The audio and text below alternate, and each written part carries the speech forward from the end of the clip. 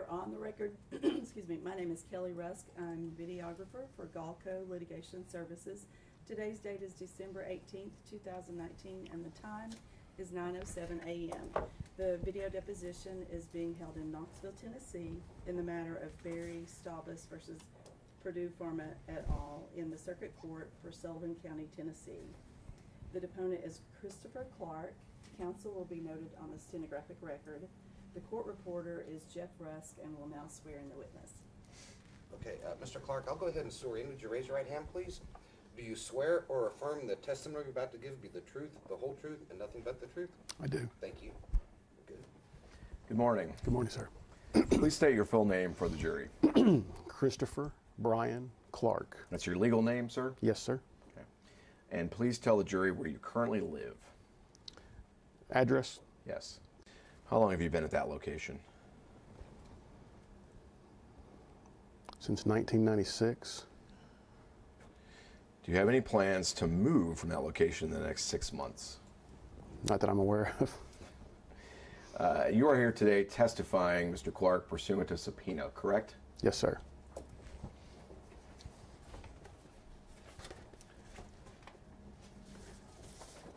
And the witness will identify as Exhibit 1 to his deposition.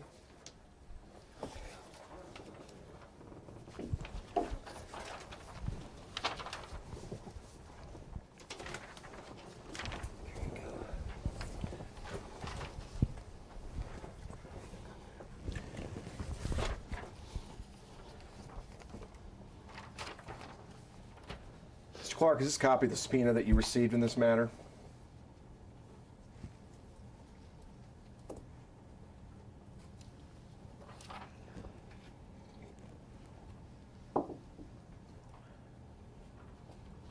It appears that it is.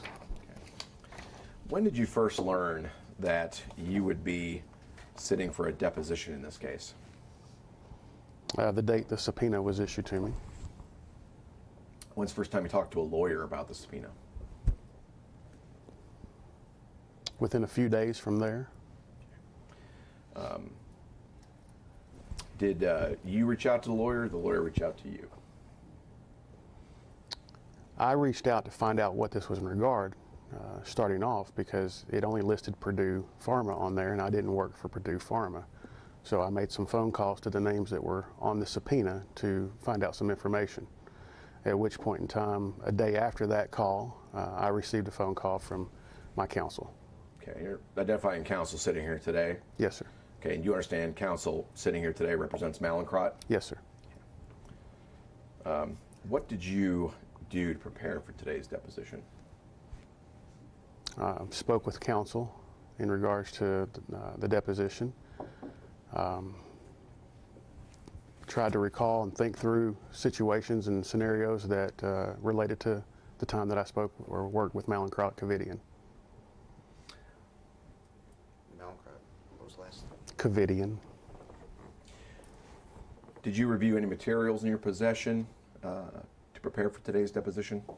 What do you mean by in my possession? Any files or papers that you had maintained from your time working for Covidian and Mallinckrodt? No, sir. Objection. Did you read any deposition transcripts to prepare for today? No, sir. Did you speak with any former employees at Covidian or Mallinckrodt to prepare No, for today? sir. You're going to slow down and let him finish his question. Okay, thank you. So that the court reporter can get it down. Thank you. Just pause. Do you understand that you're represented today at this deposition? Yes. Okay, and who are you represented? Who represents you? Mr. Bucher? Yes, sitting I'm sorry. here? Yes. Okay, Mr. Bucher, the attorney for Yes. Mallinckrodt. Yes, thank you. Okay, so it's your understanding that Mr. Bucher represents you? Yes, sir. Okay. And do you understand these lawyers are your personal lawyer for today's deposition? Yes. And you also understand these lawyers represent Mallinckrodt in this litigation, correct? Correct. Have you ever had your deposition taken before? No, sir. You ever received a subpoena before? Not that I can recall. Okay, I'm going to tell you how today is going to go. I'm going to ask you some questions. Please wait until I finish asking my question before giving your answer, okay? Yes, sir.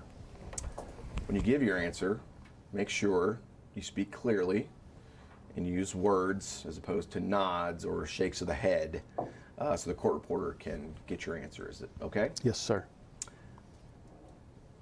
Unless you tell me you don't understand the question that I ask, I'm going to assume you understand my question. Is that okay? Yes, sir.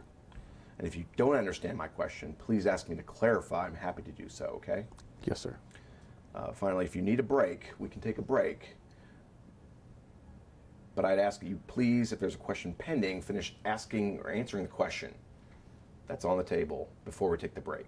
Is that okay? Yes, sir.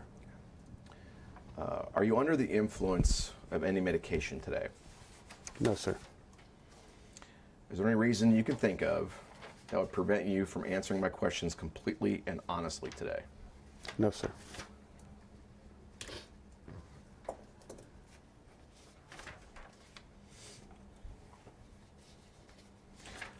Have you ever testified before in a lawsuit? No, sir. All right, Mr. Clark, as you alluded to earlier, you once worked for a company called Covidian, is that correct? Yes, sir. And you started work at Covidian in or about January of 2012, is that correct? Yes, sir. And you ended your employment with Covidian on or about September of 2014, is that correct? Yes, sir. At that time, Covidian was a healthcare company whose headquarters was based in Ireland, correct? Objection. I don't recall where they were based from. You worked at Covidian as a salesman in the specialty pain area, is that correct? Objection form. Yes. Is that the proper term for what you did, salesperson? That's what the company likes to call it, but no, I don't believe so. Okay, but the company called you a salesperson. Correct. Okay. And you did work in specialty pain medicines? Yes. And again, specialty pain medicines at Covidian, correct? Yes. Is it also correct when you started at Covidian, its specialty pharmaceuticals division was headquartered near St. Louis, Missouri? I believe so. Now, when you worked at Covidian, did it also refer to itself as mallinckrodt? I don't recall when I started with Covidian the reference. Okay. At some point during your course of employment at Covidian, did you become known as mallinckrodt? Correct, yes. Okay. Do you remember approximately how long after you started at Covidian you became known as mallinckrodt?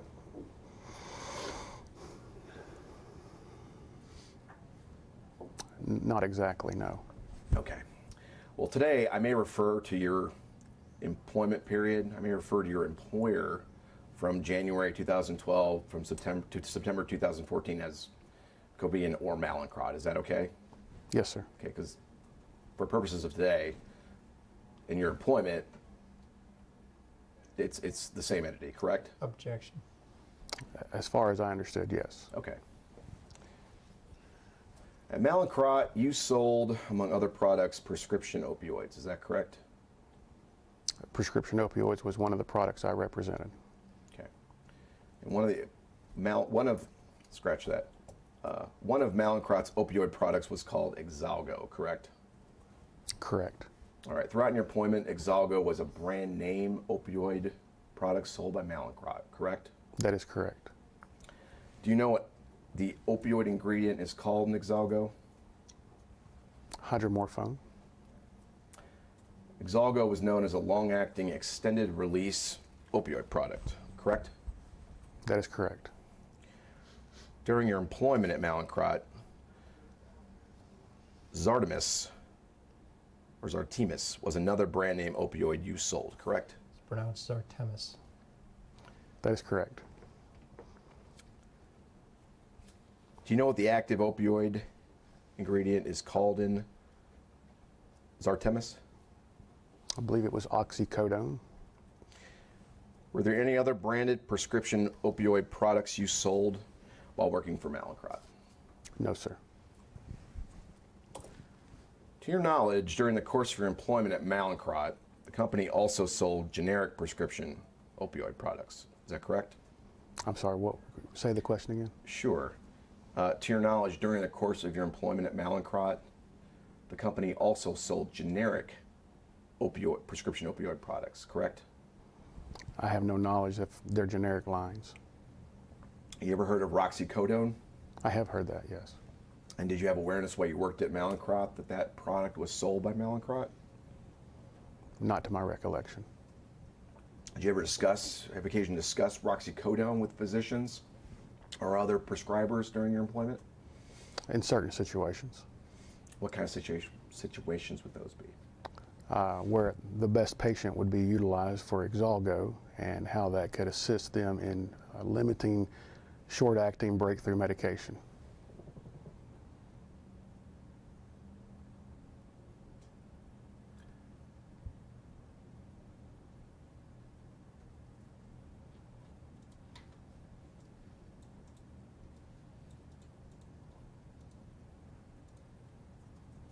In what context would roxicodone come up during the conversation about the best patient being utilized for Exalgo? Objection asked and answered.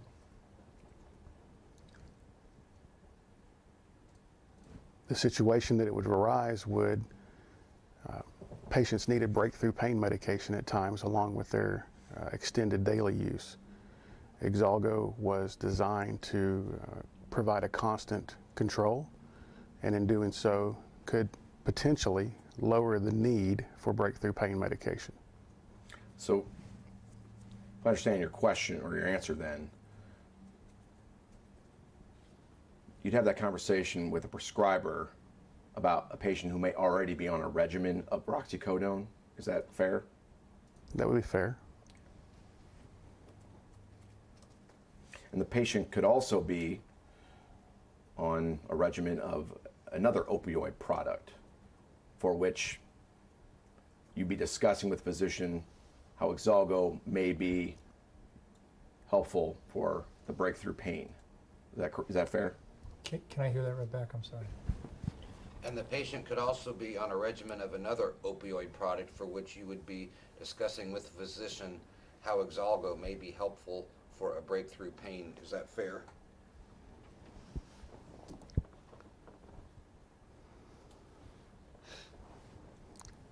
Exalgo did not deal with breakthrough pain. It was a long-acting opioid, correct? Correct. As you sit here today, do you know or recall any other prescription opioid products sold by mallinckrodt? Beyond the two that we've discussed? Correct. No, sir. Did you have any experience selling prescription opioid products before you came to work at mallinckrodt? No, sir.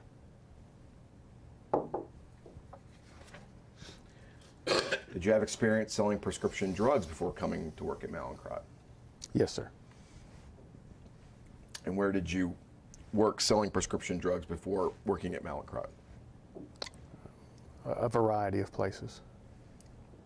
All right, start with the one immediately before mallinckrodt.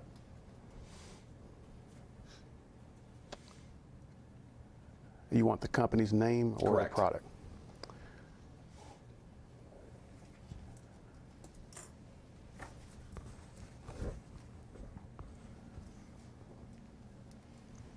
Right before. Angelini Labofarm.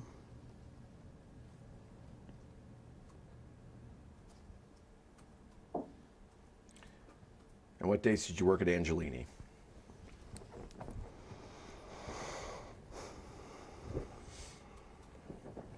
I'm not precise.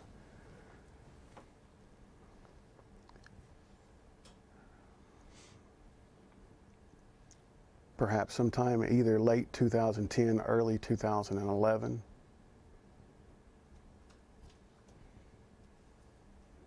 To mid 2012.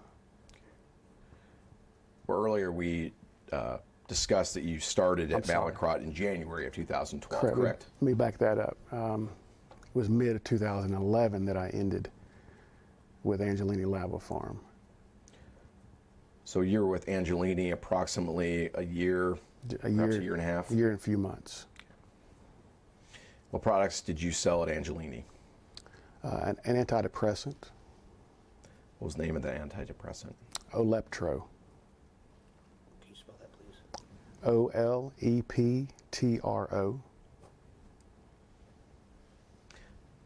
Did you sell any other products at Angelini? Not that I recall. And did you sell prescription drugs before coming to work at Angelini? Yes, sir. What was the name of that company?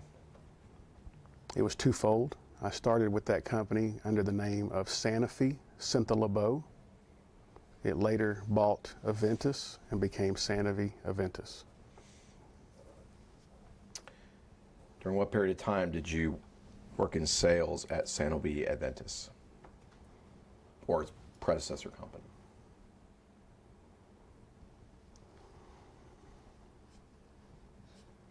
It ended around May of 2010.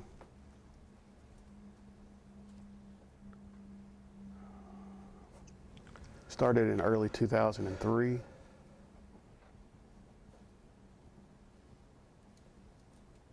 Or in sometime in 2003. What prescription drug products did you sell at Sanofi? I started with Plavix, Ambien, Avapro, Avalide, Uroxetrol, Lantus, Apidra, and Aplenzen. There was also Allegra D and Allegra D24, or I'm sorry, yeah, Allegra D, Allegra and Allegra D. I'll get this later. I'm sorry, am I going too fast? No, that's No, fine. you just I'll need get the spellings and we'll later. get them later. And what does Plantix treat? Plavix, I'm sorry, Plavix. it was an anticoagulation product.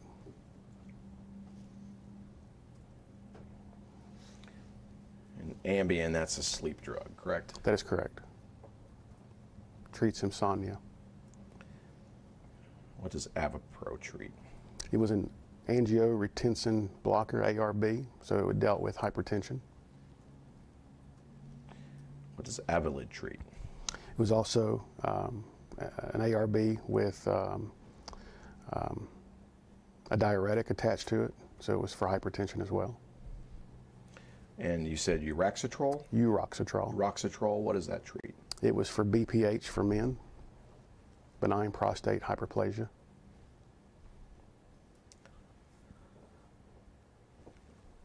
What about Lantus? What does that treat? Lantus was an insulin for type 2 diabetes.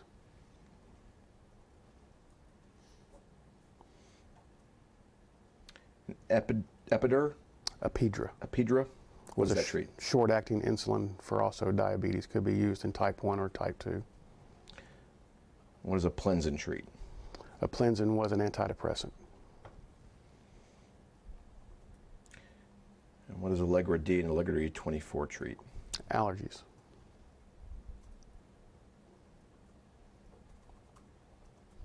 To your knowledge, were any of the drugs that you sold at Sanofi controlled substances, considered controlled substances? I believe Ambien was.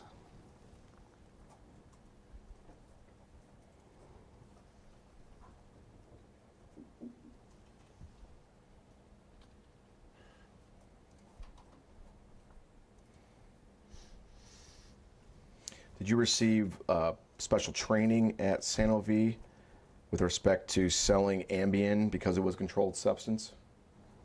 I'm sure I did. Do you recall any of that training? Not specifically, no. Generally speaking, do you recall anything about that training?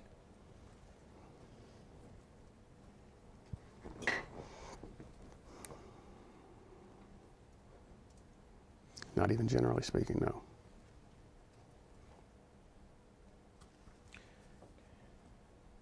Did you sell prescription drugs before you worked at Sanofi starting in 2003? Yes, sir. Who did you work for?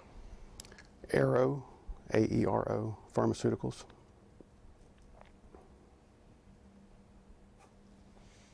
During what period of time did you work for Aero Pharmaceuticals? It was a very brief stint.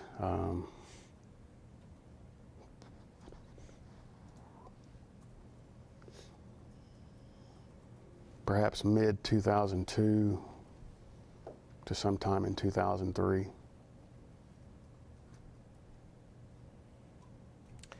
What drug products did you sell at Aero Pharmaceuticals? Aerohist, Aero Plus, Aeroodic, and Rhinaris.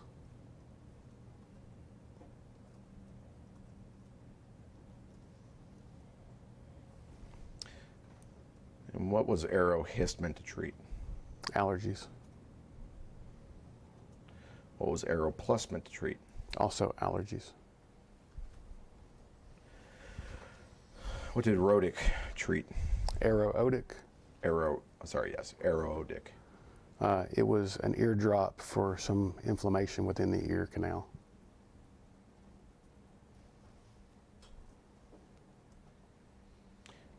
What was Rhinaris meant to treat? Rhinaris was a nasal lubricant that alleviated dry nasal passages. Were any of the drugs, prescription drugs that you sold at Aero Pharmaceuticals considered a controlled substance? No, sir. Did you sell prescription drugs before working at Aero Pharmaceuticals? Yes, sir. Okay, what was the name of that employer? Mediva Pharmaceuticals. That was his last name. The first name was Celtec Pharmaceuticals. They had a name change. What period of time did you work at Mediva and Celtec? Early 2001, up until the time I started with Aero. What prescription drug products did you sell at Mediva and Celtec? Metadate CD, Tussinex, Delsum, Zeroxolin. There was one other. No, there were two other. Simprex D. I'm sorry, I can't recall the other one. Does Metadate CD treat? It was for ADHD. What does Tussinex treat? It was a 12-hour cough suppressant. What does Delsum treat? Also a 12-hour OTC cough suppressant. What does Zeroxolin treat? It was a loop diuretic.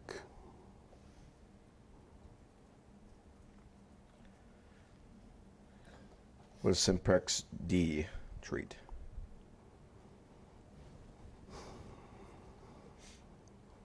I can't recall if it was the corticosteroid for children or if the one that I can't recall the name of was, but it was either an allergy-based drug or it was a corticosteroid for children. I can't specifically recall. Were any of the drugs that you sold for Mediva and Celtec considered a controlled substance? Yes, sir. Which one? Metadate CD and Tussinex.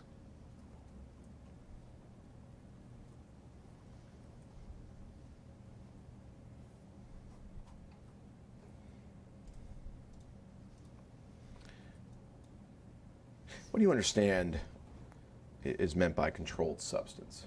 Objection. What's your understanding of that term? For one, it would be a substance that we could not sample. It would be a substance that carried additional risk for the patient. potentially black box warnings.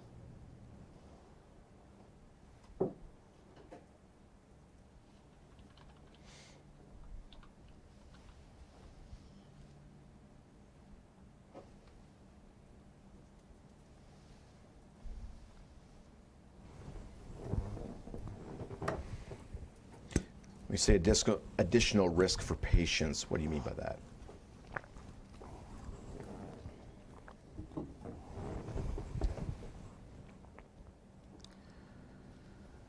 Patient risk that would be, they would need to be aware of abuse potential, addiction potential.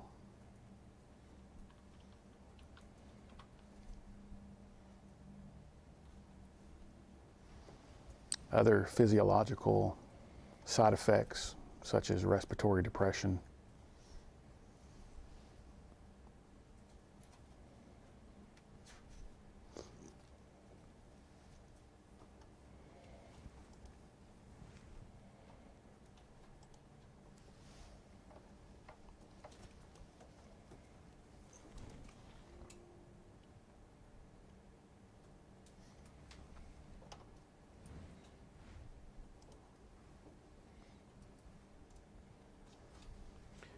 Are you finished? Yes, sir.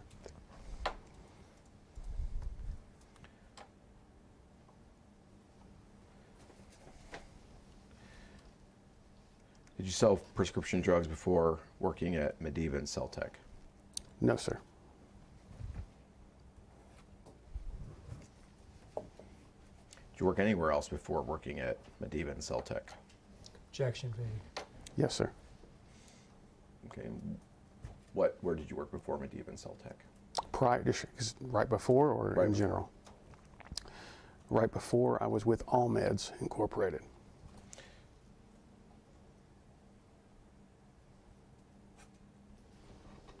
What kind of company is All Meds? All Meds is an electronic medical records company.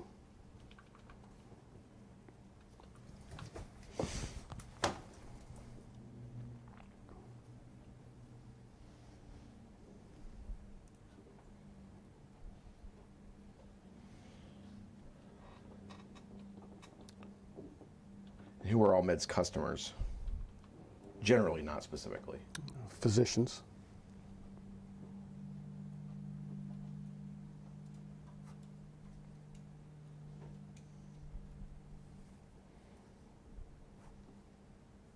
And when did you work at All Meds?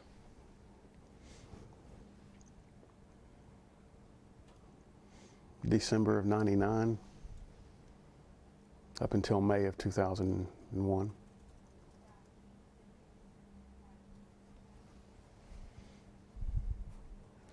Where did you work before All Meds? PHP Keratin Healthcare.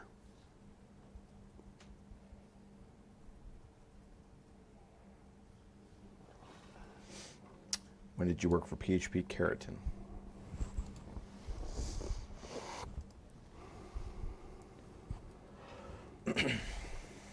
I know when it ended in December of 1999. When it specifically started, I would be guessing to tell you that it was probably sometime in 1996.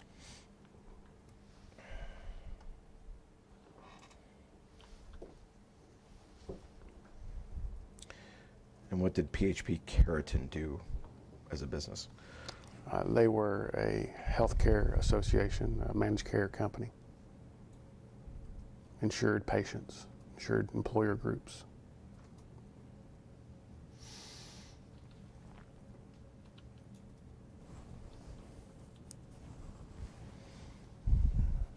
What was your job at PHP Keratin? I was a provider services representative.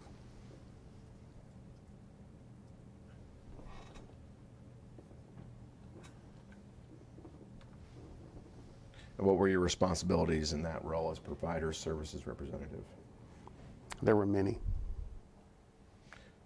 Such as? Contractual understanding for the physicians, claims adjudication, benefits for patients, pre-certification requirements,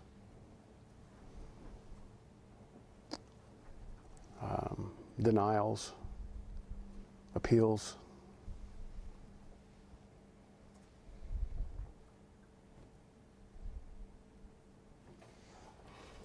Did any responsibilities as a provider services representative at PHP Keratin involve opioid products? No, sir. Did any of your responsibilities at PHP Keratin as a provider services representative involve controlled substances? No, sir.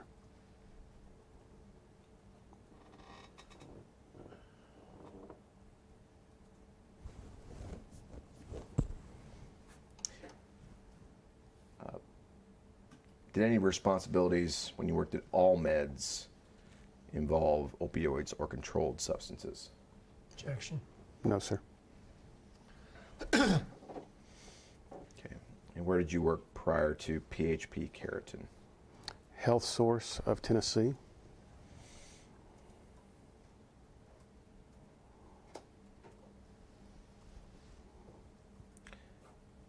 What kind of company is Health Source? A managed care organization.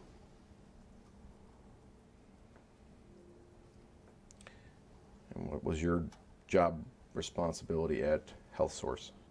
I was a member services representative.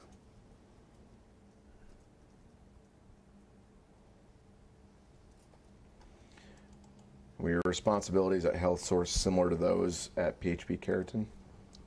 Objection. No, sir. How were they different? It did not involve providers. It involved patients.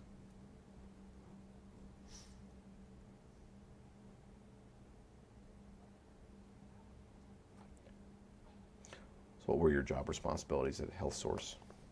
Answering questions as it pertained to their benefits, their explanation of benefits, potential claims.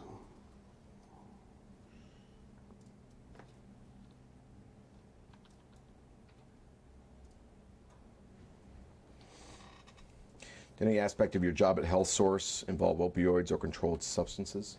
No, sir. What period of time did you work at Health Source? Late of '94, August, September timeframe, up until I went to PHP Keratin. And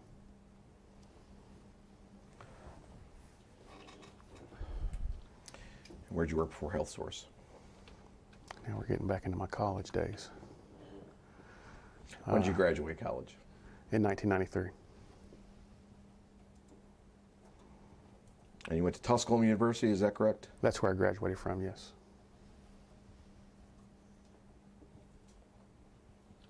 Did you attend any other university other than Tusculum? I did. Where did you attend school?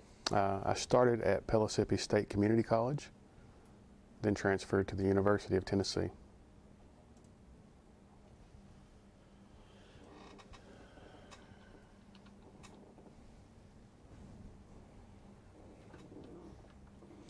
What's your degree from Tusculum University?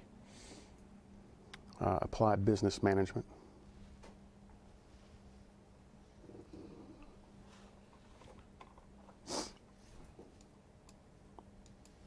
Is that a bachelor degree? Yes, sir. Did you earn any other degrees other than the applied business degree? No, sir.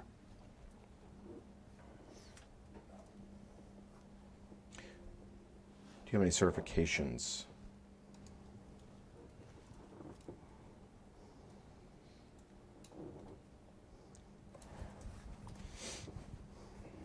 Not current.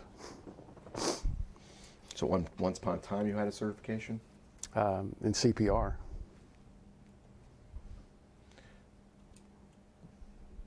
Do you have any licenses other than a driver's license? Yes. Tell me what those are. I have a handgun permit carry license. Any other licenses? A marriage. Anything else? No, sir.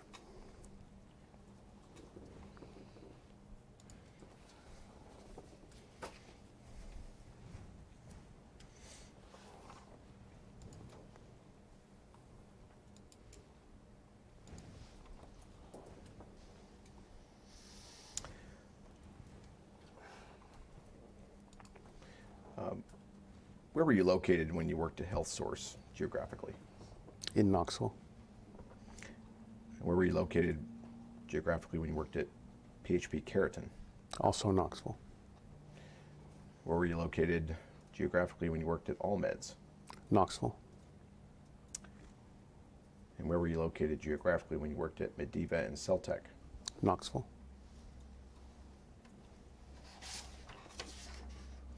Where were you located geographically when we worked at Arrow Farm? Knoxville. And we worked at Sanofi Aventis. Where were you geographically located? Knoxville. And worked for Angeline. Where were you located geographically? Knoxville. So have you worked anywhere else other than Knoxville during your career? No, sir. Am I correct in saying that all of your pharmaceutical drug selling experience has been in Knoxville? Yes, sir. And if I'm understanding your testimony correctly, you've been involved in pharmaceutical sales in Knoxville since at least December of 1999 when you, I'm sorry, since at least 2001 when you started working for Mediva and Celtec. Correct, sir. So approximately 19 years. Correct, sir.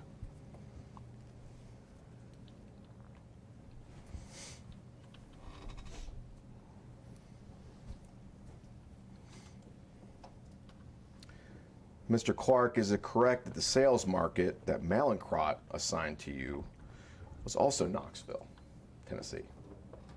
Parts of it. Which parts of Knoxville was your sales market? Objection. I don't remember the exact zip coded area, but I didn't have the entire city of Knoxville. West Knoxville was included in that.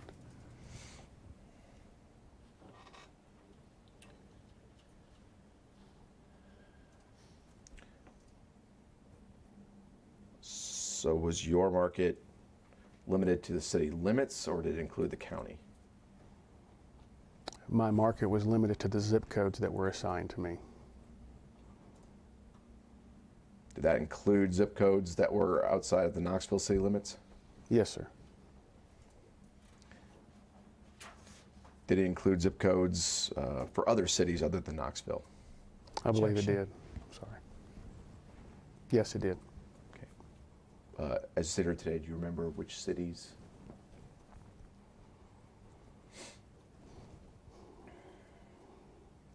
Alcoa, Maryville,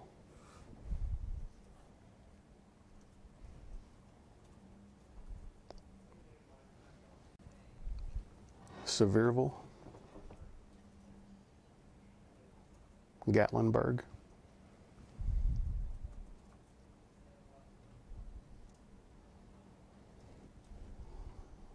Oak Ridge,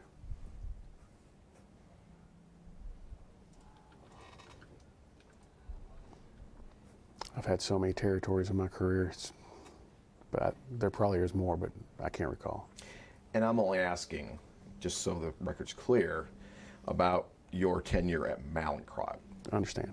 Okay, so your answer then, the cities you can recall servicing at Mallinckrodt other than Knoxville included Alcoa, Maryville, Sevierville, Gatlinburg, and Oak Ridge. Correct? I believe so, yes. Are there any others you think of today? Lenoir City,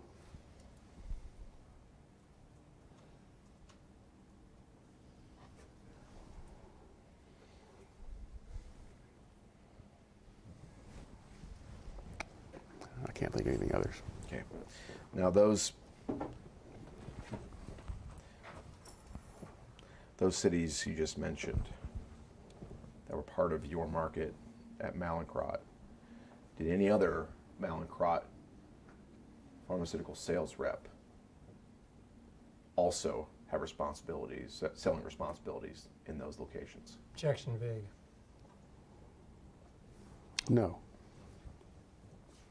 So as far as you knew, your market was exclusive to you at Mallinckrodt as far as selling responsibilities? Objection. My responsibilities were promoting within those zip codes.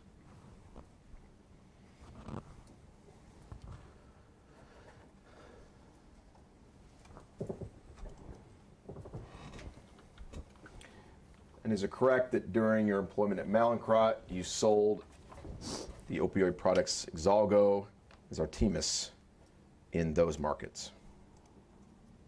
Yes, sir. Did you grow up in Knoxville? Long enough, How long have you been in Knoxville? since 1984. So you were born elsewhere? Yes, sir. Where were you born? In Nashville. Where'd you live in Nashville? Hermitage.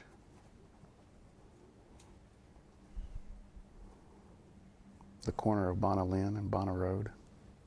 Corner of what? Bonalyn and Bonnaford Road.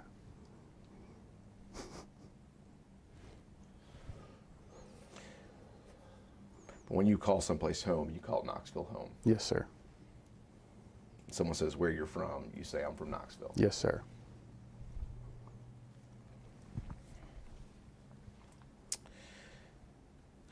Would it be fair to say that you were familiar with the Knoxville market when you went to work for Mallinckrodt? Describe the market.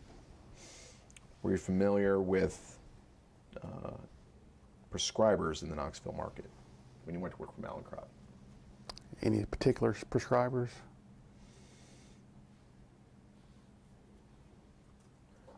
Let me ask the question this way. Were the prescribers that you sold to while we worked at Mallinckrodt that you also sold to at any other company that you worked at prior to Mallinckrodt? Objection. Partially. As you sit here today, do you remember the identity of any of those prescribers? Yes. Who would that be? Primary care physicians, internal medicine physicians.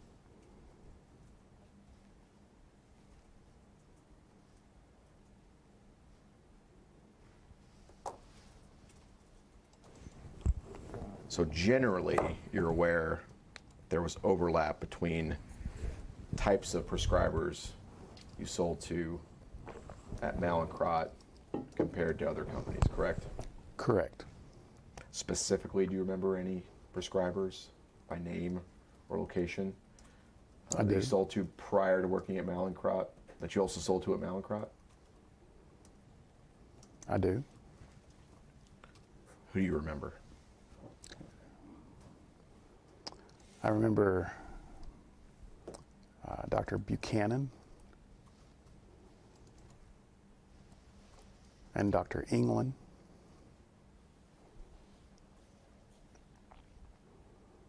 I remember Dr. Talker.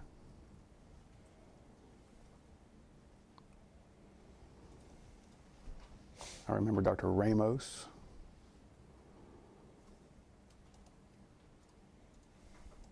I recall Dr. Chin.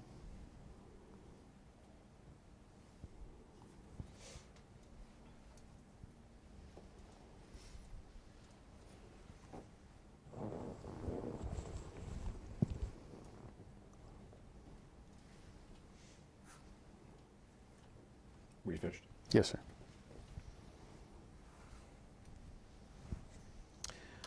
I neglected to ask this question. I apologize, but where did you work? Or did you sell prescription drugs after you left Mallinckrodt in 2014? Yes, sir. And where was that? Boehringer Ingelheim. Boehringer Ingelheim.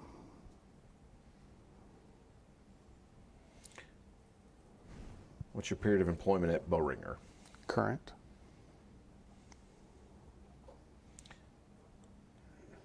Started in September of that year. September 2014? Yes.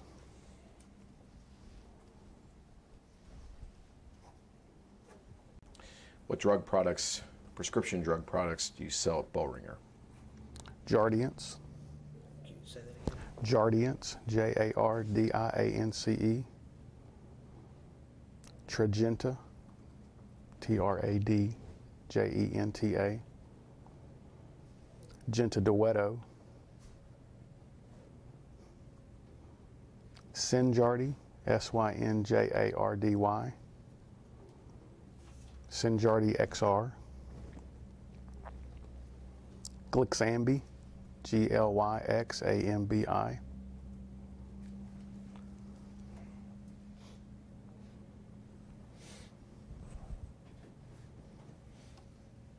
I can't recall if I said Gentadueto XR.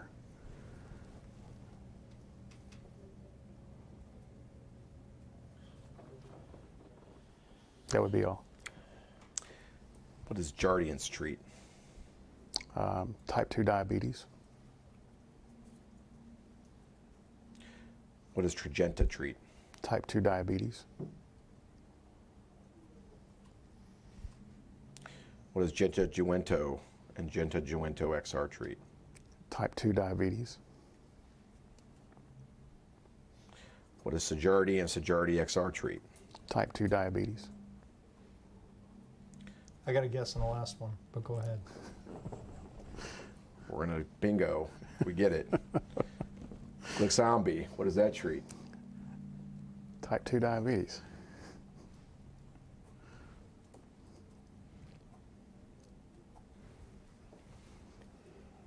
Are any of the drugs that you sell at Boehringer considered controlled substances? No, sir. Since leaving mallinckrodt in September 2014, have you sold any prescription opioid products? No, sir.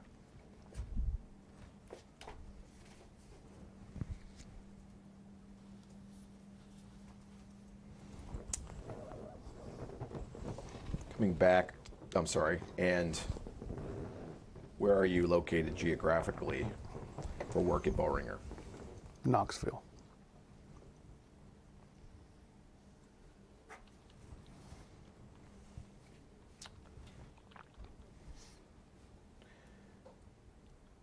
Going back to your time at mallinckrodt, who was your supervisor? At which time? Let's take it in sequence. When you started with mallinckrodt, who was your first supervisor? Todd Dean.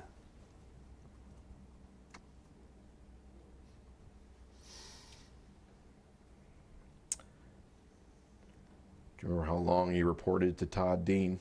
No, sir. Remember approximately how many months you reported to Mr. Dean?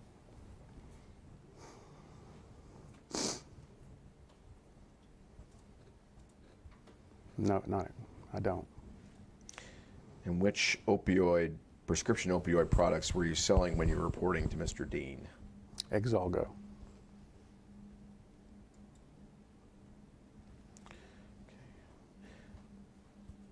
Okay, who was your next supervisor at mallinckrodt? I believe it was an interim supervisor by the name of DJ Horton.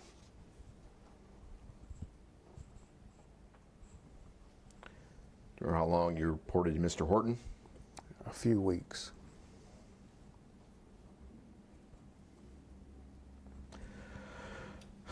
And which prescription opioid products were you selling while you were reporting to Mr. Horton? Exalgo.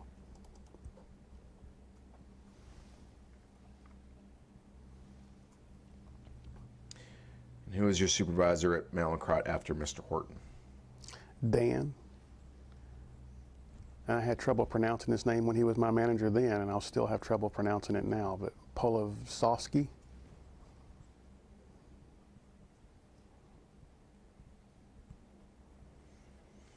Do you remember how long you reported to Mr. Polovsovsky? A few months.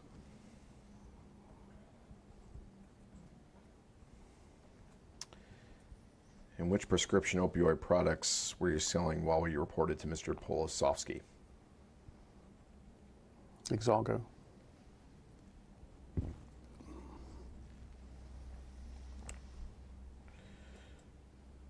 Who was your next supervisor at mallinckrodt? I believe it was Todd Druin.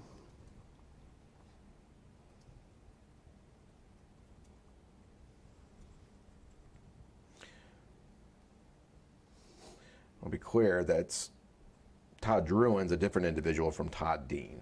That would be correct. Do you remember during what period of time you reported to Mr. Druin? The latter of my time with mallinckrodt. So until you Yes. left the company? Correct.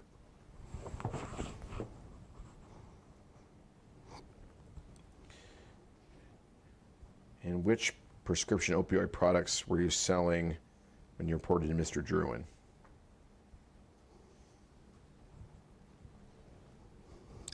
I cannot recall if Exalgo was part of that with him, but I do recall Zartemis being under him.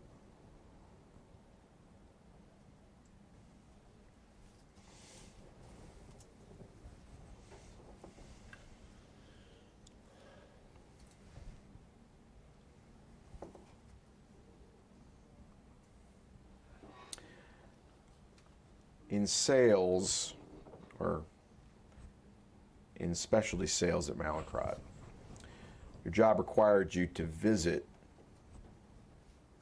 individuals that mallinckrodt identified as potential writers for Exalgo and Zartemis. Is that correct? Objection. Yes. When I say writers, you understand I mean writers of prescriptions for Exalgo and Zartemis, correct? Correct. While employed at mallinckrodt, did you sometimes refer to prescriptions as scripts? I don't recall. Do you recall hearing anyone else at mallinckrodt refer to prescriptions as scripts? No, I don't recall. Okay.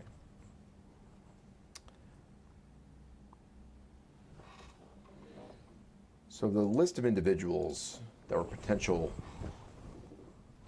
writers for mallinckrodt's branded opioid prescriptions, did they include doctors? Correct. Did they include nurse practitioners? Correct. Did they include physician assistants? Yes. Okay, is there anyone else you can think of who may have been a prescription or a writer for mallinckrodt's prescription branded opioid products? You mean like a class of people, not a person? Class, correct, not an individual name, but a class other than the ones I've just mentioned. Would you classify a DO as being separate from an MD? Can you tell the jury what you mean by DO? That's a doctor of osteopathy. And in your mind, why is that different from a MD or medical doctor? It's also a medical doctor. They just have extensive training. When you worked at mallinckrodt, would you have considered a doctor of osteopathy to be in a different class than an MD? No. But a doctor of osteopathy would also be considered a potential writer for mallinckrodt's branded opioid products. If they were part of the target, yes.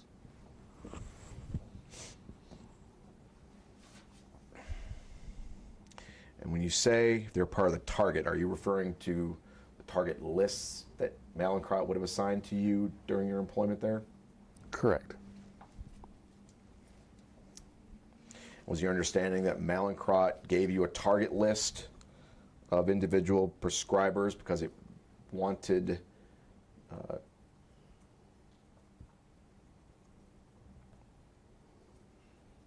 strike that. What was your salary as a specialty salesperson at mallinckrodt? I don't recall the specifics. Remember a range? more or less than $100,000? Less. Less than $50,000? More.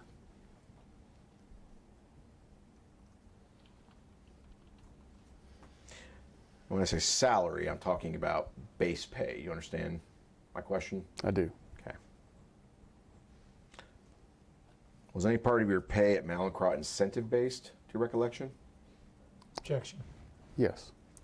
Do you understand what I mean when I say incentive-based? Bonused? Bonused. Did you have an understanding what your bonus would be based on at Mallinckrodt? It was very complicated. No, not specifics.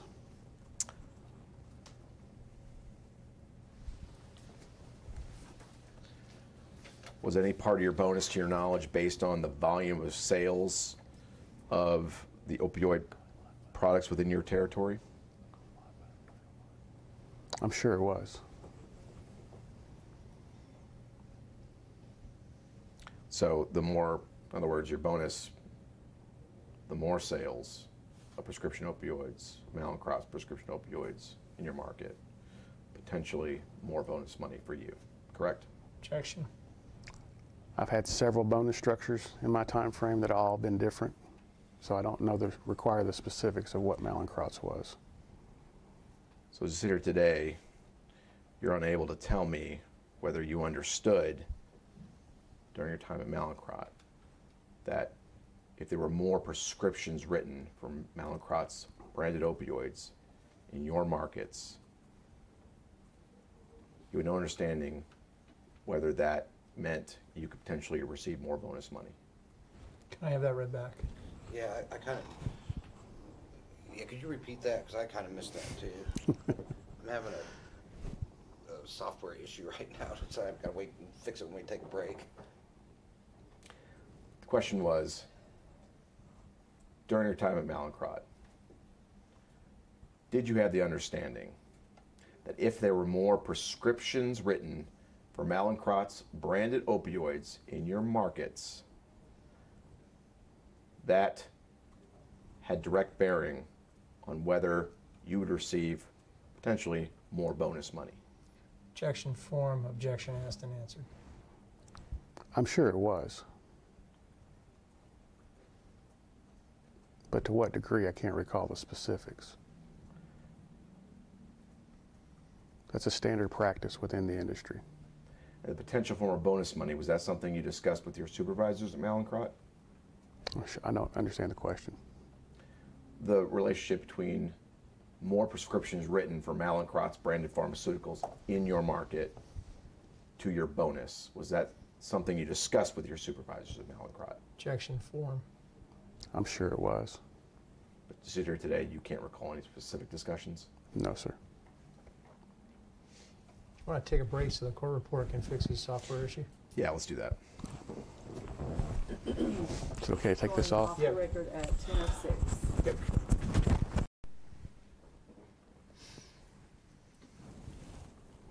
We're back on the record at 10:16. Welcome back, Mr. Clark. Started talking a little bit about your target list while you worked at Mallinckrodt.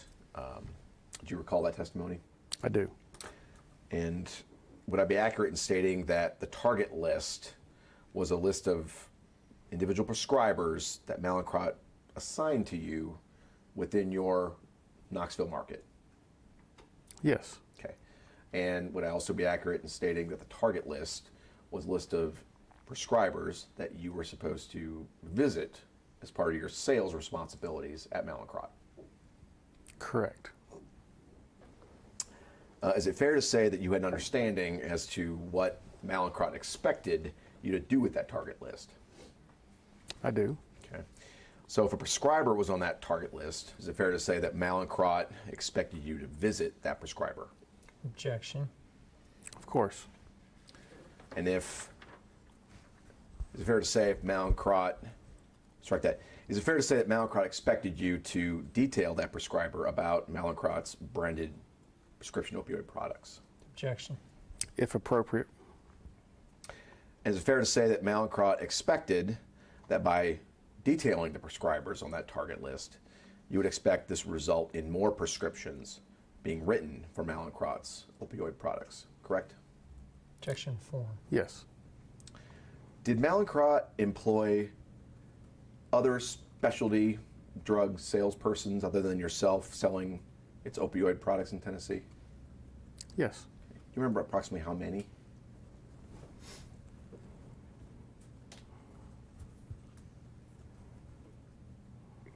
I can only think of 3. Okay. Who do you recall? Bo Hamilton.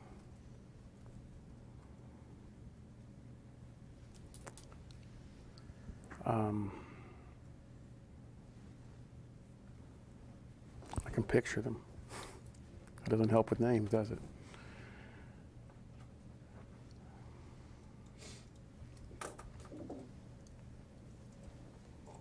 Mark Pugh.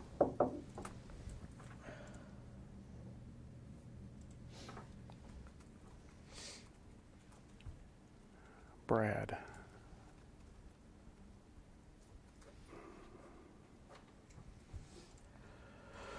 Sorry, at the moment I can't recall his last name. Do you recall what Bo Hamilton's market was? Not exactly. Was it near Knoxville? It consisted of the part that I didn't have. So he'd have been the other side of Knoxville. Correct. Do you remember where Mark Pugh's market was? Tri-Cities, I believe. Do you recall, was it just Tri-Cities or beyond the Tri-Cities? I don't recall. When you say Tri-Cities, you're talking about Bristol, Johnson City, and Kingsport, correct? I don't know what's the conglomerate of that name, but that's what they reference it to. Okay. And do you recall where Brad's market was? Generally, Murfreesboro, Nashville, East Nashville.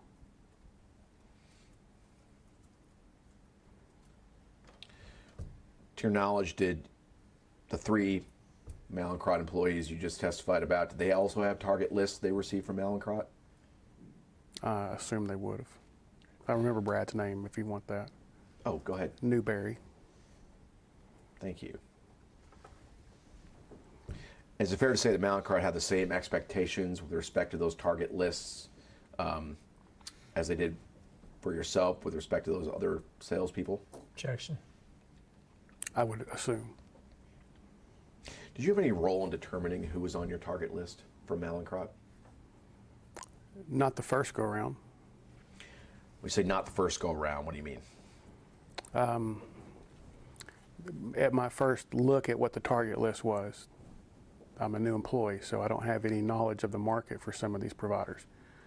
Going forward, if they were not in the territory, I would have access to remove those names from the target list.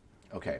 So if I'm understanding your testimony then, when you first started in or about January 2012 at Mallinckrodt, Mallinckrodt assigned you a target list of prescribers chosen by Mallinckrodt, correct? Correct. Okay. Or assigned by Mallinckrodt, correct? Correct. You had no role in determining who was on that initial target list, correct? That is correct. Do you know who at Mallinckrodt was responsible for assigning you the prescribers on your target list? Not specifically. Generally speaking, did you have an understanding? Sales operations. What was your understanding of what sales operations was? A department that collected data, determined our target list,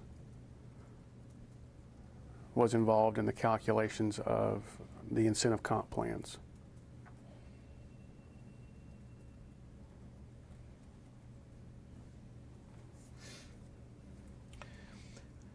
You just testified that sales ops, is your understanding, it collected data. What data are you referring to? Prescription fills.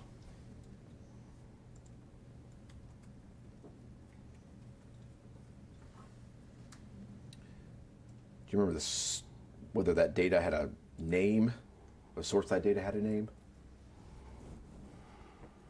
Goodness gracious. We've used so many different over my time. It could have been IMS.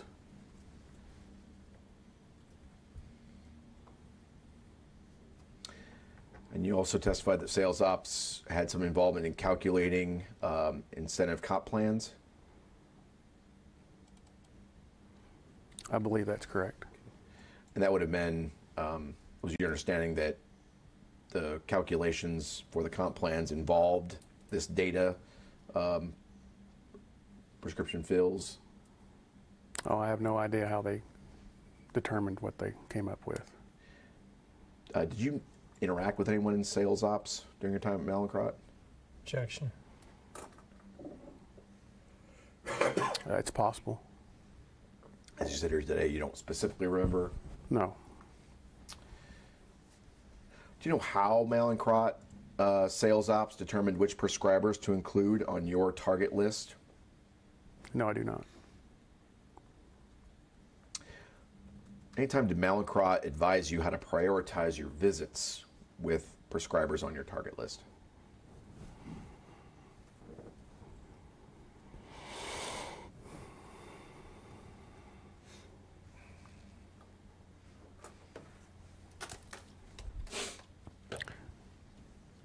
There's a standard practice in the industry of reach and frequency that's assigned, and I can't recall, though, if mallinckrodt used that.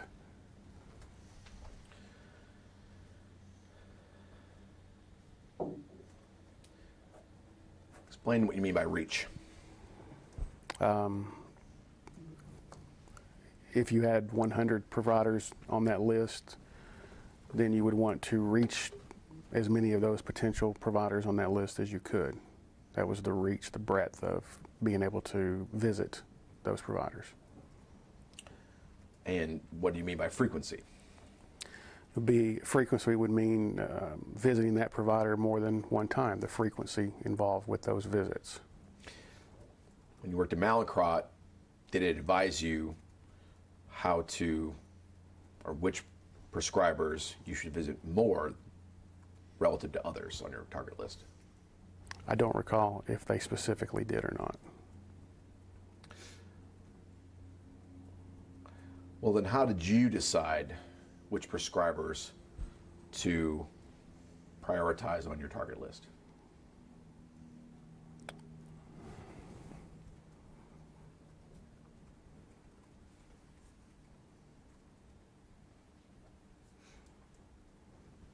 I don't recall how I prioritized them at that point in time. Do you recall any of the guidance that mallinckrodt may have given you with respect to how you might prioritize your target list? Objection. Lack of foundation. I don't recall.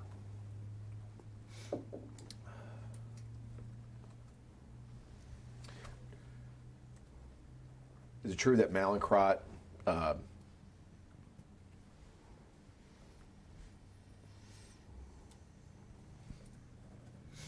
strike that.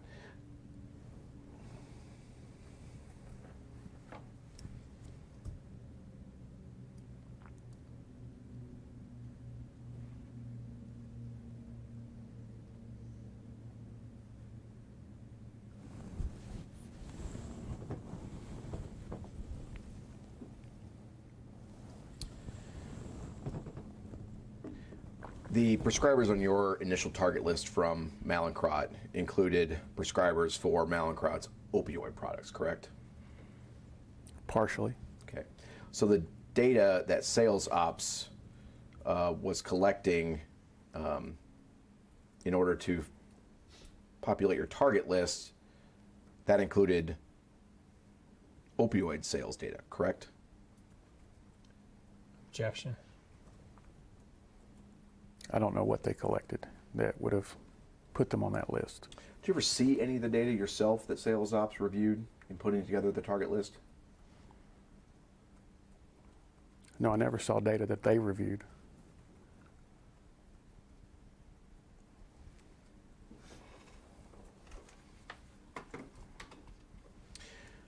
At some point, did you have the opportunity to expand your target list? Expand or contract. Okay. And what point did you realize the opportunity to change your target list? don't recall the specific time frame, within the first quarter. First quarter after you started? Correct, sir. Did you have any incentive to expand your target list? No, sir.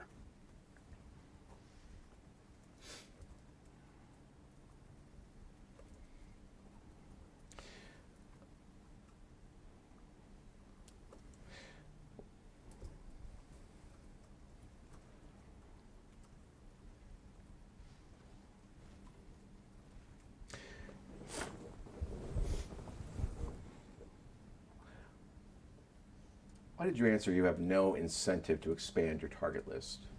What's the basis of that answer?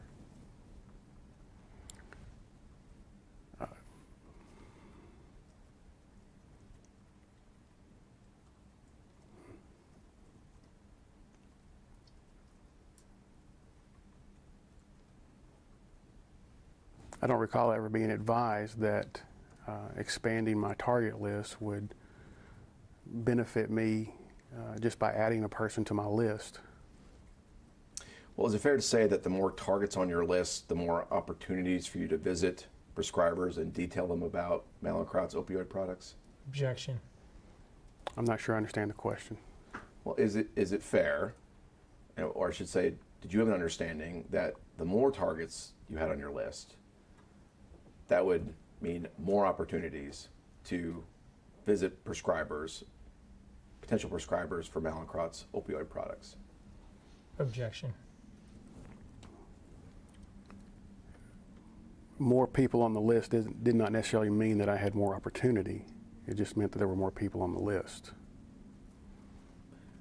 Well, do you have an understanding that prescribers were on the list for whom there was an opportunity to get prescriptions written for Mallinckrodt's opioid products?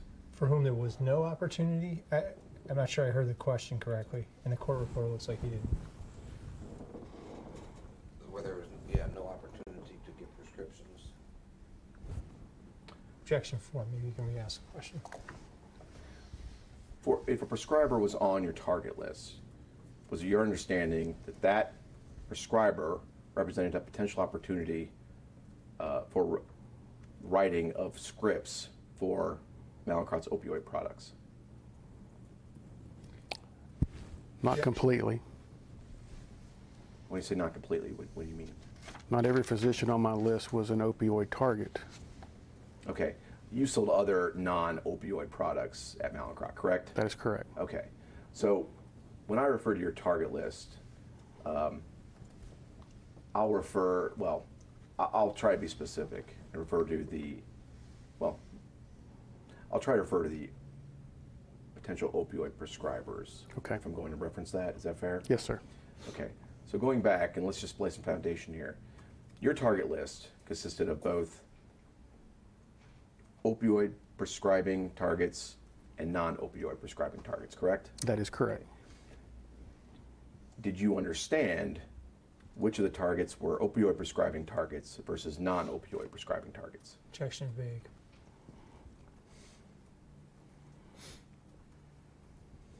Yes. Okay, and where did you get that understanding?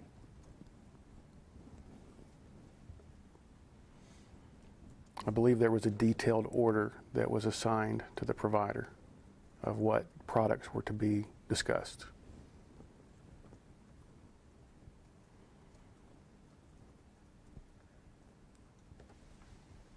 And who came up with that detailed order?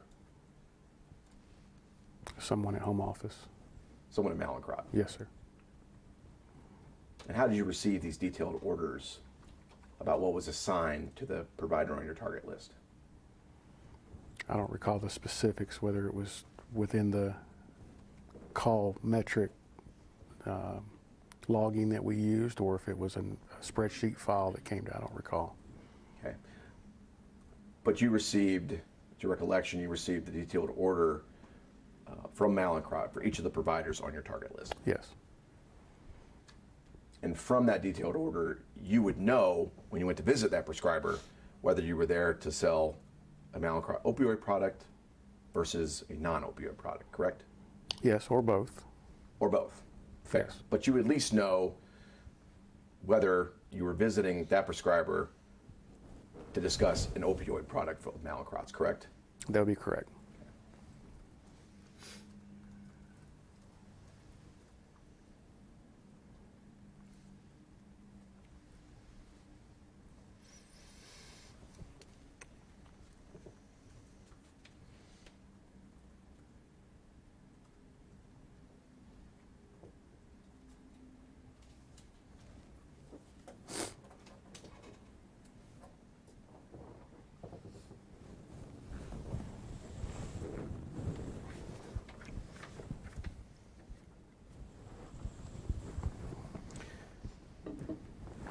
As you sit here today, do you recall any specific additions or subtractions from your target list that you may have made in that first quarter of 2012? No, not any specifics. Do you recall that you did make additions or subtractions to that target list in the first quarter of 2012? Not within the first quarter, I don't recall.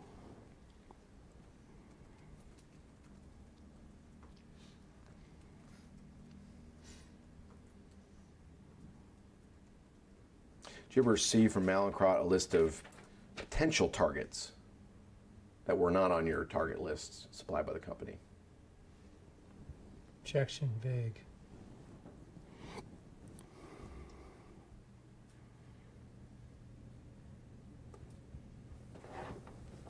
I do not recall that I did.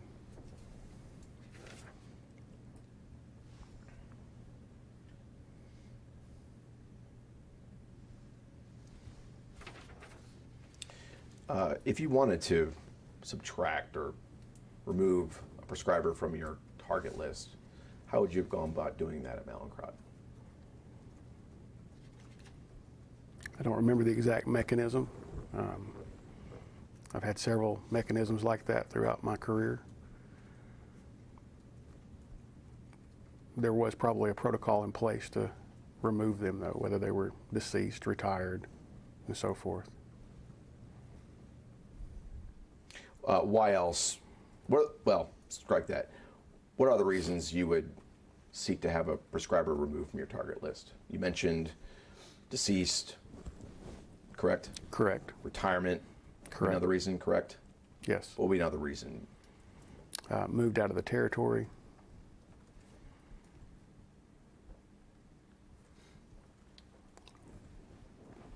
Wrong specialty.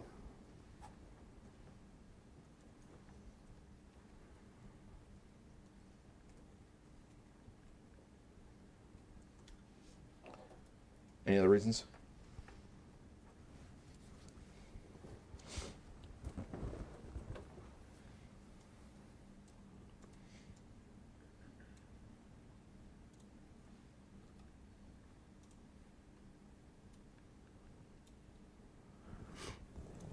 I can't recall if it was within the mechanism that was used or not, but we had the opportunity to remove if we ever felt that there was an issue or a reason to remove a target.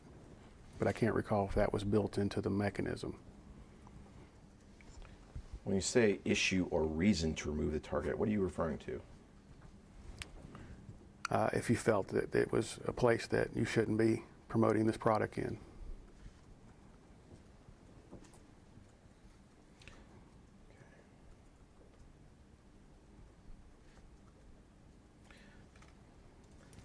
All right. Please explain to the jury what you mean when you say, if you felt like it was a place you shouldn't be promoting this product in.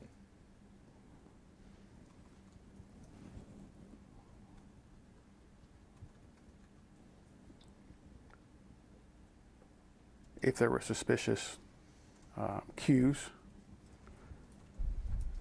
that made you feel either uncomfortable or that something inappropriate was taking place.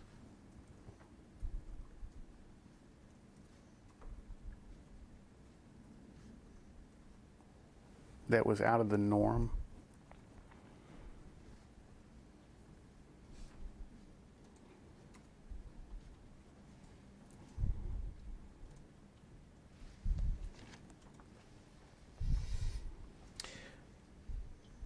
Anything else?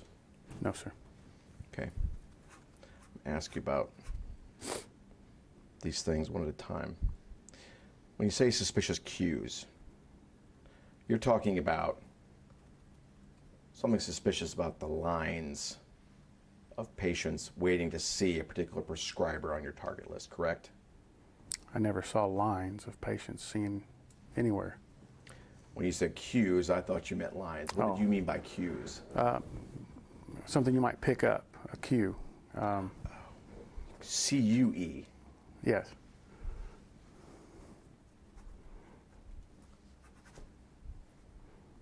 Okay. So give the jury an example of a suspicious cue that would make you uncomfortable about a particular prescriber. Objection, vague.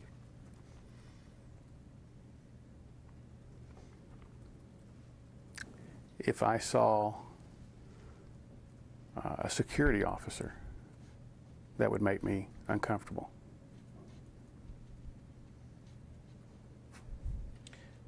And why would a security officer be a suspicious cue? Because in my tenure, I've never seen that in a physician's office. It would seem out of place. Is that because you wouldn't expect there to be any reason to have a security officer on site at a physician's office? Correct.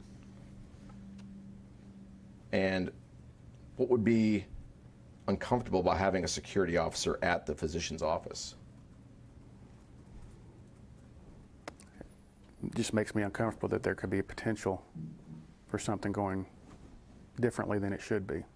So the security officer would be there to possibly prevent some criminal activity from taking place. I have no idea why they would be there, but that could be a potential, I'm sure. Okay. Well, to you, did you have some sense that security officer was there to prevent something bad from happening to either the doctor or someone else in the office? Objection to the form of the question. Objection, lack of foundation. I don't know why the security officer was there to protect, to serve, to whatever. They were present. If they were present, that would have been a cue to me or a red flag.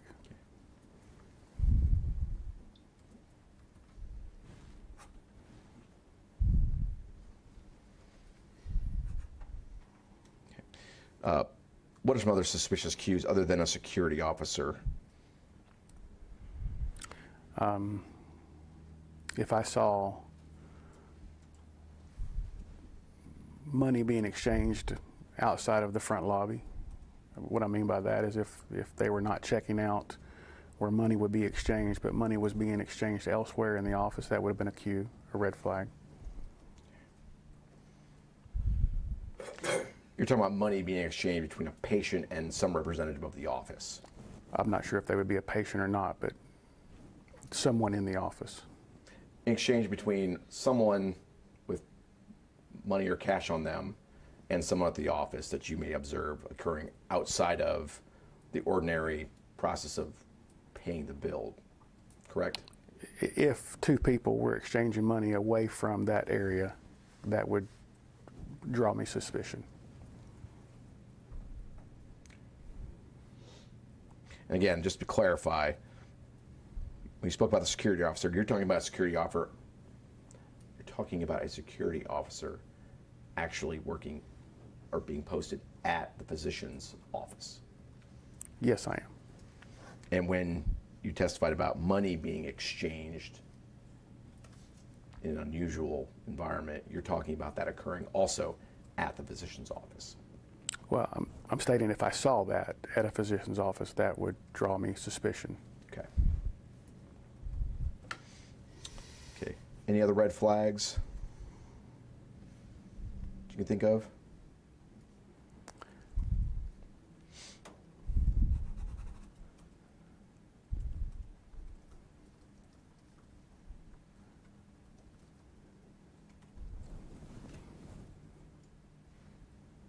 I can't recall.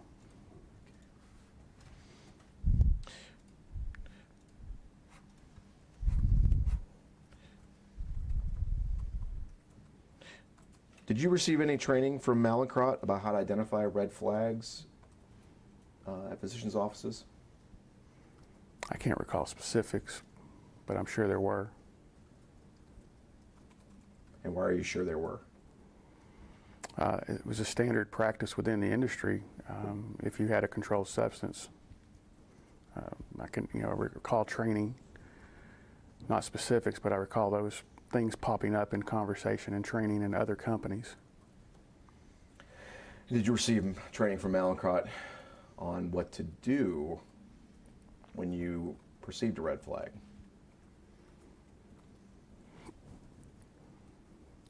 I can't recall the specifics. I know what I did if I received a red flag. And again, I want to make sure you're testifying about your time at mallinckrodt. Yes. You know what you did at mallinckrodt when you perceived or saw a red flag. Yes, I do. And what did you do? I spoke with my district manager about the situation.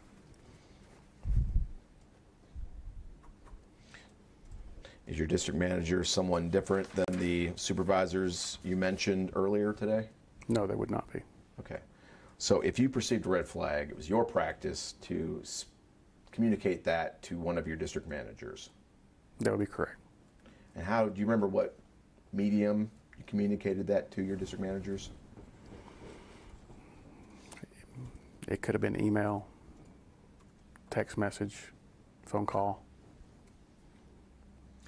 Did mallinckrodt instruct that there was a particular medium through which you should be communicating red flags to your district manager? I don't recall specifics. Do you recall generally mallinckrodt instructing you how to report red flags?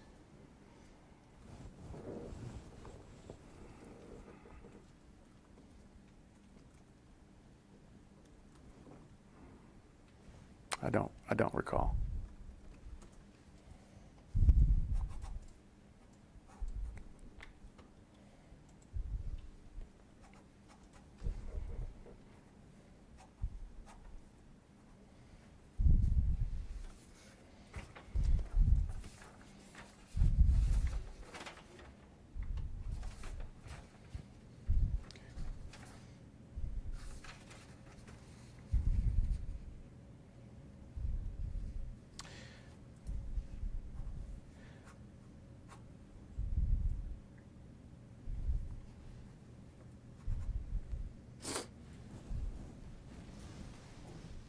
You need tissue?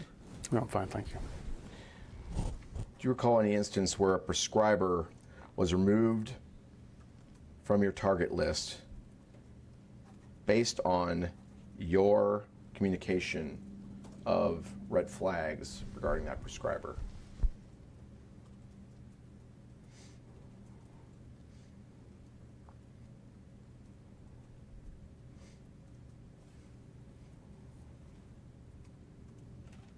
I don't recall from my target list, no.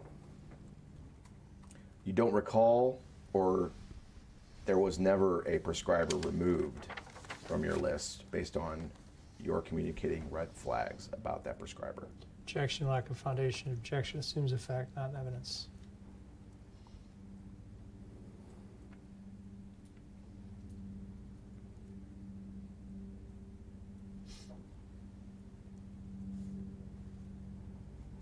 No, I don't recall that there was a removal of any target upon a red flag that I submitted.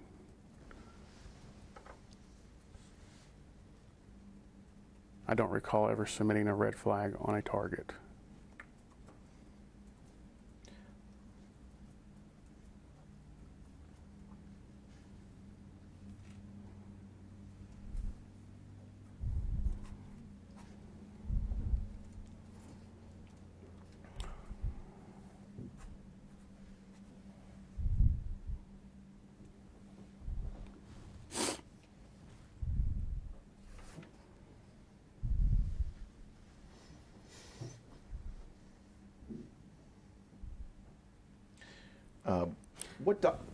Sorry. No, go ahead.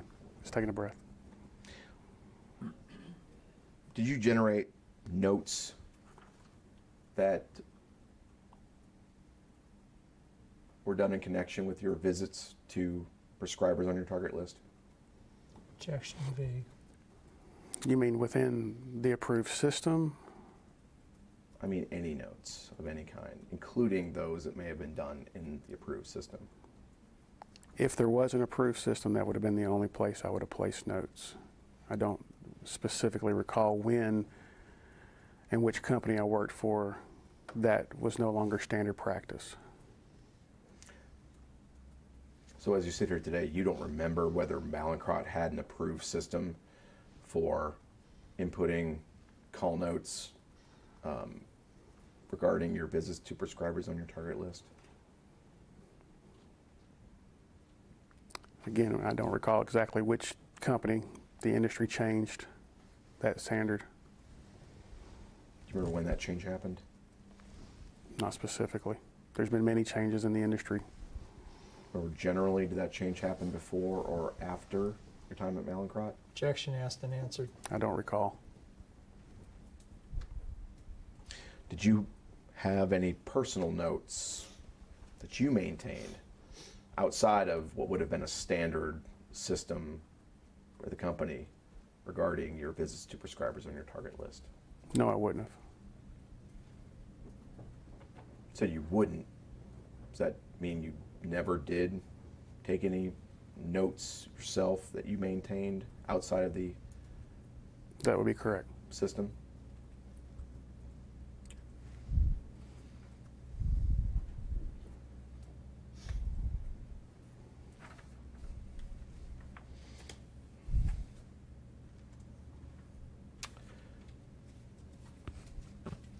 You ever heard of the opioid epidemic? Objection vague. Sure. Do you know anyone addicted to opioids? Yes. How many people do you know addicted to opioids?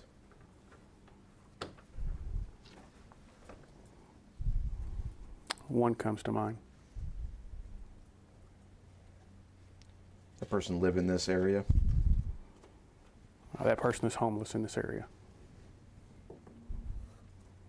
I say this area, I mean the Knoxville area. Correct. Do you know anyone who abuses opioids? Objection. What do you mean by abuse? Well, do you have any understanding what it means to abuse an opioid drug product? Objection. It depends on how you're defining abuse. How would you define abuse?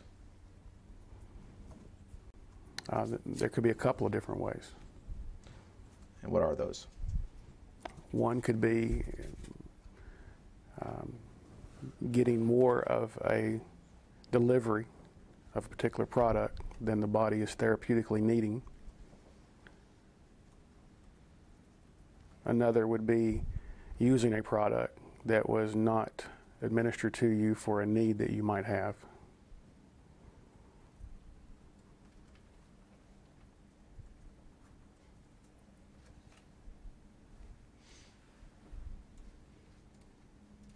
Are there any other forms of abuse that you're familiar with?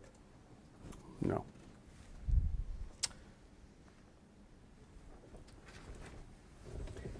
When you say one could be getting more of a delivery of a particular product than the body is therapeutically needing, are you talking about overdosing on opioids? No. Objection. Are you talking about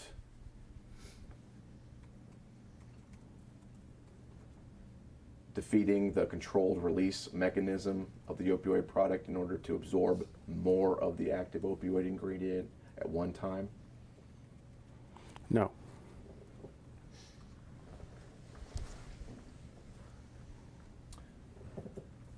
Well, tell me what you mean then by getting more of a delivery of a particular product than the body is therapeutically needing. I wasn't specifically speaking to opioids in general.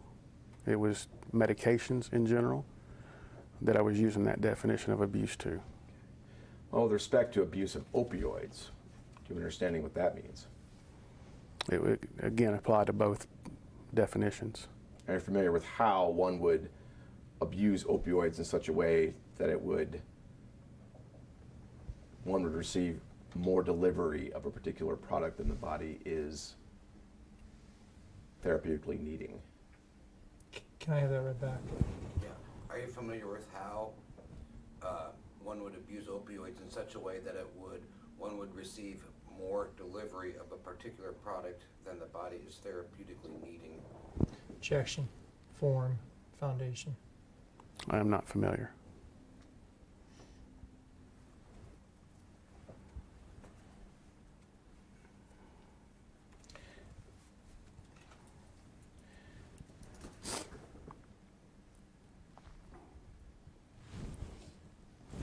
When you said another form of abuse would be using a product that was not administered to you for a need that you might have, what do you mean by that? If you were taking a product that was not prescribed to you,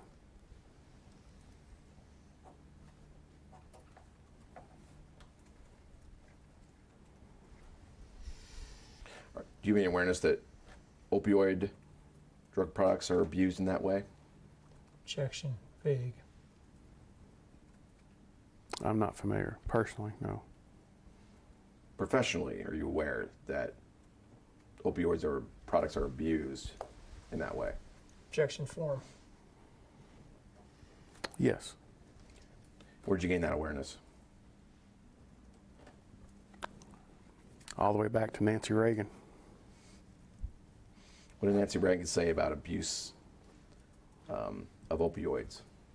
I was a young person. I believe she started the DARE campaign.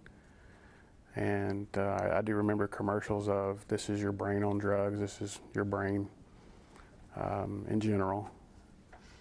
So that would be my understanding of that epidemic, even before I was born,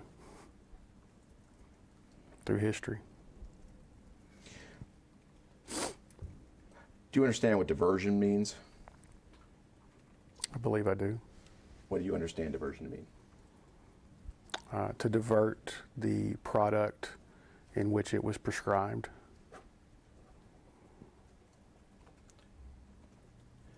And by divert the product, what do you mean? It could be utilizing more than is prescribed.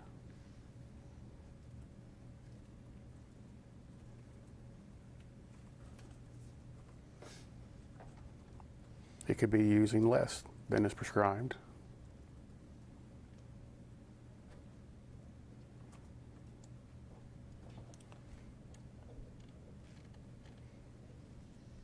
Could it also be taking opioid products for which you don't have a legal prescription? Yes. Could it also be selling opioids without a license to do so? Objection. Possibly.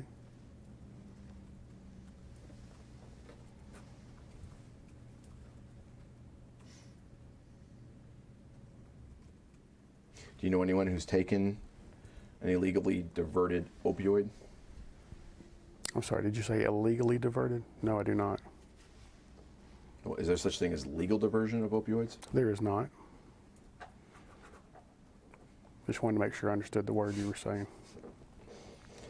So illegally diverted would be redundant. Correct.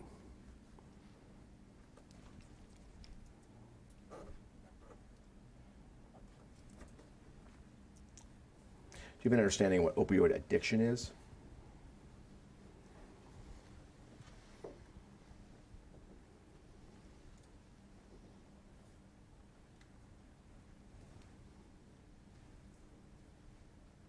Somewhat. What is that understanding? One who is in need of that product to function throughout their day.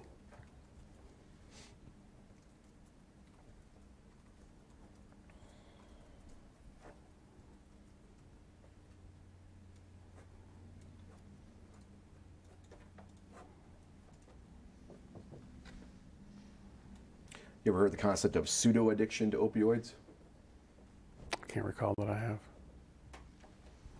Do you recall ever using or discussing pseudo-addiction with any of the targets on your list?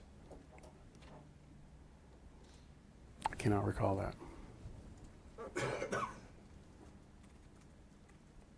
Do you have an understanding of how opioids are diverted? Objection. What do you mean by that, as far as? Well, we talked about generally what diversion was. Do you recall that? I believe so, yes. Okay, and you testified you have some understanding of the concept of diversion of a prescription drug, correct? Correct. Okay. Specifically with respect to opioids, Okay. do you have an understanding of what diversion means with respect to an opioid drug? Objection. Form. Well, again, I thought that was probably what I answered before, that diverting, either taking more, taking less, or taking it for some reason that you weren't prescribed it. So when you testified about diversion earlier, that definition would apply equally to opioid products as well. That'd be correct.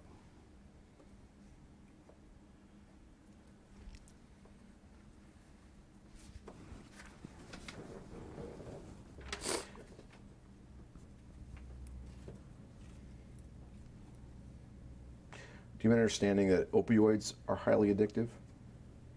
Objection. I believe that's in the black box warning.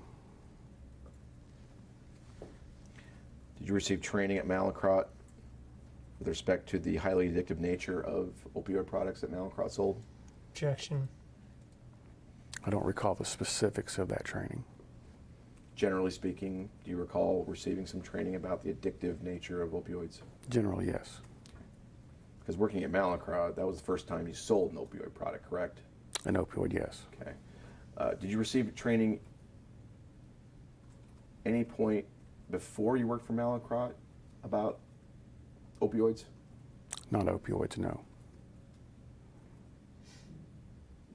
Other than the training you received at mallinckrodt about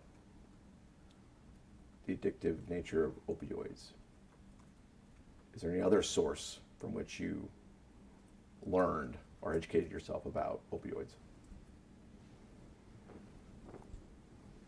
Objection. Not that I can recall outside of their training, no.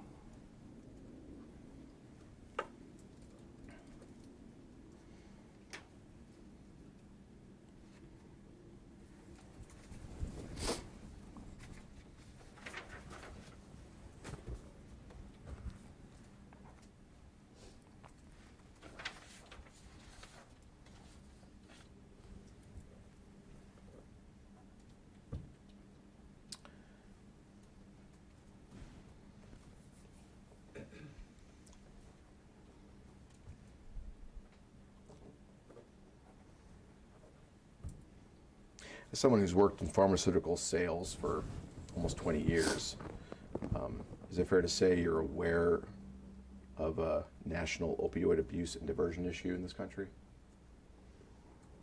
Yes. When would you say you first gained awareness of that?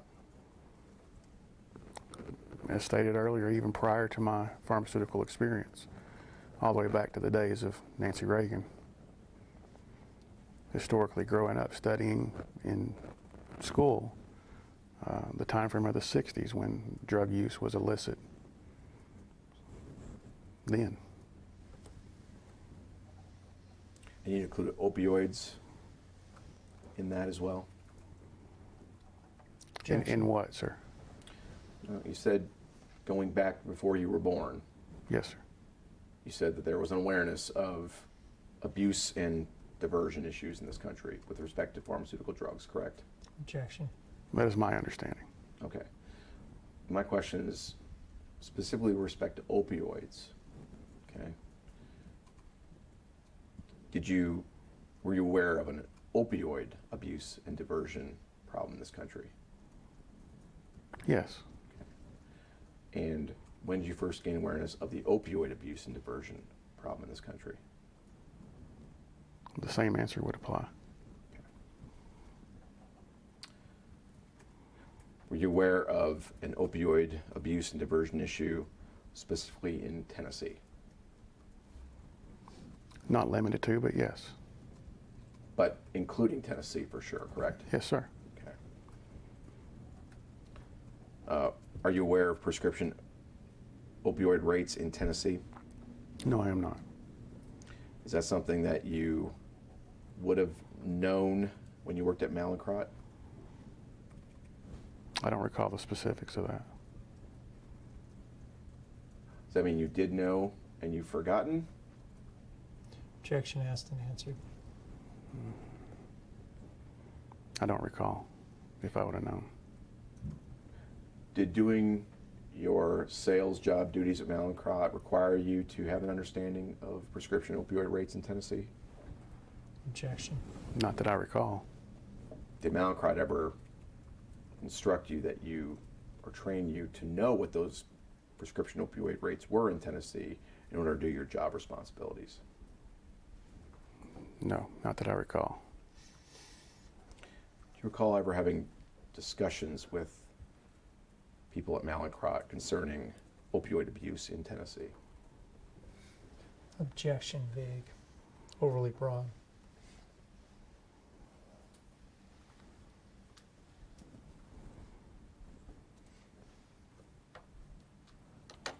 No, I don't recall having conversations with them. Do you recall ever receiving communications that maybe weren't a conversation from people at Mallinckrodt concerning opioid abuse in Tennessee? Same objections.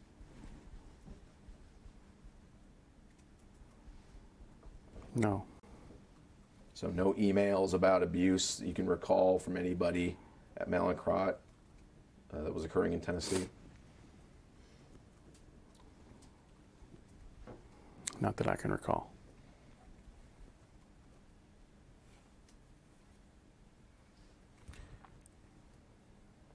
Talked a little bit about this before, but did you receive any specific training from Mallinckrodt how to identify problematic opioid prescribers? Objection asked and answered. What do you mean by problematic? Well, I'll use your description.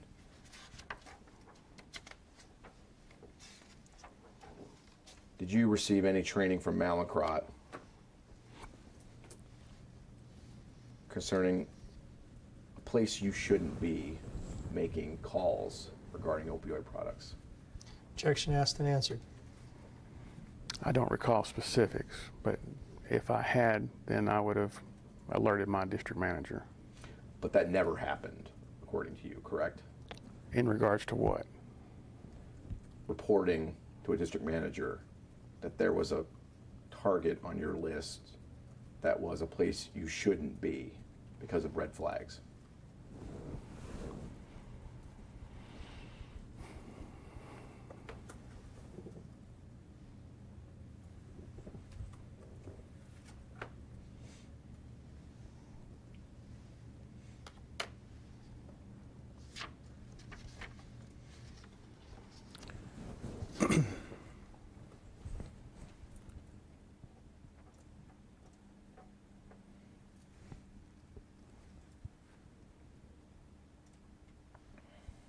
I can recall reporting a non-target to my district manager that was a place I shouldn't be. Okay. Let's talk about that. Okay. When did that happen?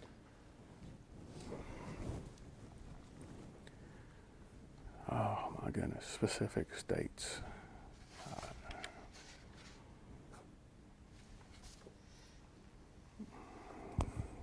I don't have a definite time frame, but it was within probably the first 12 to 15 months of being with Mallinckrodt. Okay. And who was the non-target that you reported? I don't recall the name of the practice. I just remember the location that they popped up at. What was the location? It was on Lovell Road.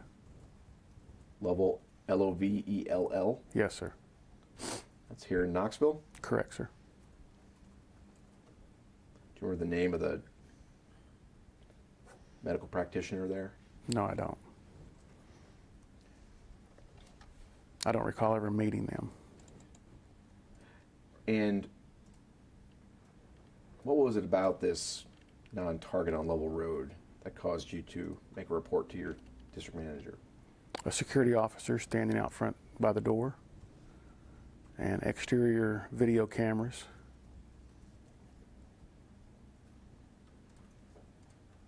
That had opened up next to an adult bookstore.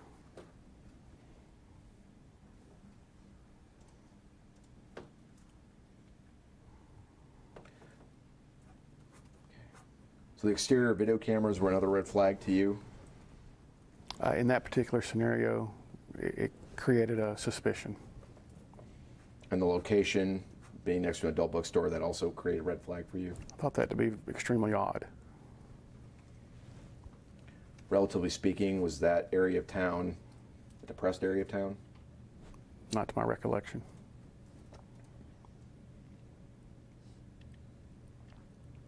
And what caused you to be what caused you to be there to notice that those red flags about that Level Road location? If I recall, we had the liberty to cold call as need be, and this was an office that was brand new that had shown up into that particular location. Driving by, I noticed it. And what did you notice? What tipped you off that that location at Level Road was a prescriber that you may want to cold call? It would have been probably within the name of whatever the practice was on the marquee. Did the name involve the name of the word pain in some way, or I'm pain sure. management? I don't recall specifics, but I'm sure that's what drew me in. Do you recall this was a potential opioid prescriber location? Again, I didn't get to meet the practitioner, so I don't recall what they were. Understood, but it was on your radar, is it fair to say, because you noticed that that location was most likely prescribing opioids? Objection. On my radar. Does driving by and seeing the marquee mean that it's on your radar? Let me rephrase. What was it about the marquee that led you to believe there were opioids being sold at that location? I don't recall the specifics. Again, it must have had the word pain in it that would have alerted me to that particular potential. Okay. And did you attempt to call the location? I did. Did you speak to someone? Front desk and the security officer. When I say you called the location, I mean you stopped physically and met with those individuals, correct? Correct. Okay. And you walked into the office? Yes, sir. Okay. That was where the front desk was inside? Correct, sir. Okay. And do you recall the interactions with the front desk? Not the specifics of the dialogue, no. Okay. Do you recall what it was about? Was there anything suspicious to you about the interactions with the front desk? That there was not going to be an opportunity for me to have a meeting or a conversation with their practitioners. Do you recall why?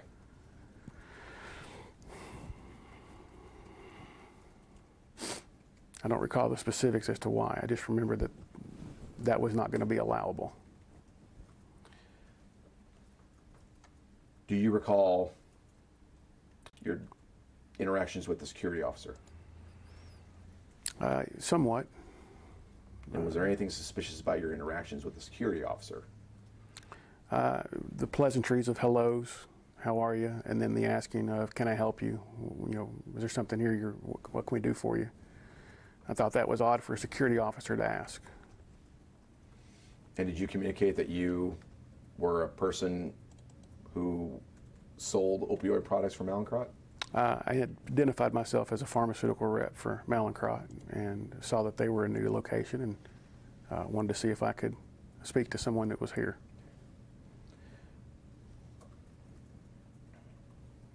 Approximately how long were you at the location? Minutes. And then how did you communicate your the events that occurred at that location to your district manager? I don't recall the specifics of how I communicated it to him. Do you remember when you communicated?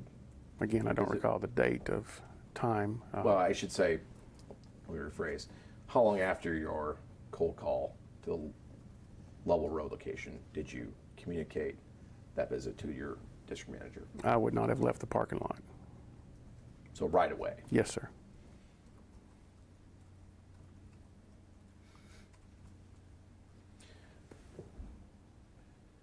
Do you know what, if anything, your district manager did with that information about the Level Road location? I don't know what they did with it. Did you ever hear anything else about the Level Road location after that? No.